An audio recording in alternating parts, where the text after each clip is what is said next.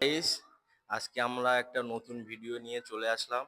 আমাদের সৌরভ আমাদের আজকের জিমে রান্না করে খাওয়ালো, খুবই টেস্টি হলো।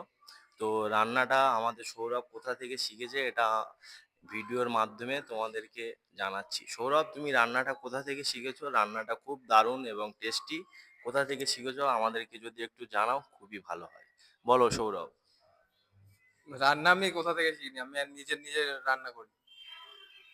সৌরভের রান্নাটা খুব ভালো হলো, ওই জন্যে সৌরভের কেক কাটা হচ্ছে। সৌরভ রান্নাটা খুব ভালো করলো। রান্না করতে করতে মাংসটা আর ভাতটা অল্প করে পুড়িয়ে ফেলেছে, আর সব ঠিক আছে। আমরা কজন খেয়েছি, খাওয়ার পরে আমার পেটটা ফুলে আছে, আর একজনের পেট ব্যথা হচ্ছে।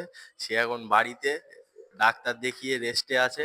আর আমাদের তমাল, আমাদের আমাদের দাদা, আমাদের শাশ্বত, এখন এরা জিম করার পরে এরা উপরে যাবে, গিয়ে খাওয়া দাওয়া করবে। তো এই দাদারা কালকে আমাদেরকে রিভিউ দেবে যে রান্নাটা খেয়ে কোনো প্রবলেম হয়েছে কি হয়নি।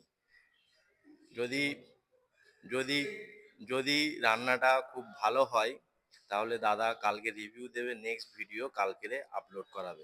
তো দাদা সৌরভের সম্পর্কে কিছু বলতে যাচ্ছে, তো কথাগুলো একটু মন দিয়ে শুনবে। রান্নাটা মোটামুটি ভালো হয়েছে। এখনো খেয়ে কোনো প্রবলেম বা কোনো কিছু ফেস পাচ্ছি না আপাতত। কাল সকাল পর্যন্ত না হওয়ার পর্যন্ত কিছু বুঝতে পারছি না। তো আমরা আশা করব কারোর যেন পেটটা না খারাপ করে, এটাই শুভ কামনা থাকলো।